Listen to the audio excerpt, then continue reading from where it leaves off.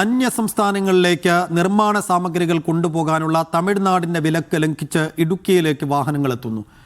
Bodimettu check പോസ്റ്റിൽ ലോഡുമായി വാഹനങ്ങൾ കടന്നു പോകുന്നതിന്റെ ദൃശ്യങ്ങൾ പുറത്ത്. തമിഴ്നാട് ഉദ്യോഗസ്ഥർ കള്ളക്കടത്തിന് കൂട്ടുനിൽക്കുന്നു എന്നാണ് ആരോപണം.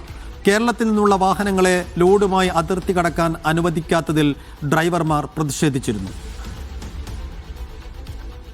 മുഹമ്മദ് ആഷിഖ് വിശദാംശങ്ങളുമായി ചേരുന്നു. ആഷിഖ്, ഇതര സംസ്ഥാനങ്ങളിലേക്ക് നിർമ്മാണ സാമഗ്രികൾ കൊണ്ടുപോകാനുള്ള ഒരു വിലക്ക് തമിഴ്നാടിന് ഓൾറെഡി ഉണ്ട്. ഇതിപ്പോൾ ലംഘിച്ചുകൊണ്ടാണ് ഇടുക്കിയിലേക്ക് വാഹനങ്ങൾ എത്തുന്നത്. ഇപ്പോൾ എന്താണ് അവിടുത്തെ സ്ഥിതി?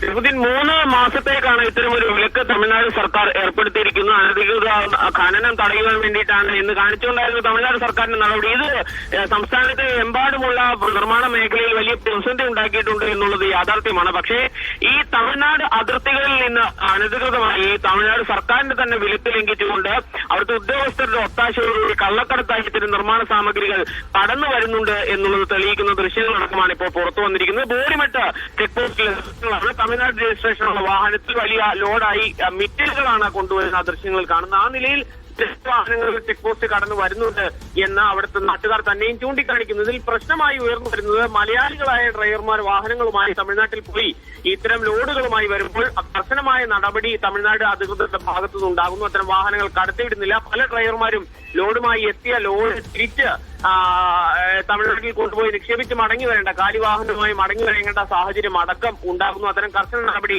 തമിഴ്നാട് അധികൃതരുടെ ഭാഗത്തുനിന്നുണ്ടാകുന്നു. പക്ഷേ ഇത്തരം കള്ളക്കടത്തുകൾക്ക് തമിഴ്നാട് അധികൃതരും അവിടുത്തെ ചെക്ക് പോസ്റ്റിലെ ഉദ്യോഗസ്ഥരും കൂട്ടുനിൽക്കുന്നു എന്നുള്ളതാണ് അവിടെ നിന്ന് വരുന്ന വിമർശനം. ഇപ്പോൾ തമിഴ്നാട് രജിസ്ട്രേഷൻ ചെയ്തിട്ടുള്ള ഒരു വാഹനമാണ് ചെക്ക് പോസ്റ്റ് കടന്നു വരുന്നത്. ഈ നിലയിൽ നിരവധി വാഹനങ്ങൾ അതുവഴി കടന്നു വരുന്നതായി ഉണ്ടാകുന്നു എന്ന് നാട്ടുകാർ തന്നെയും ചൂണ്ടിക്കാണിക്കുന്നു.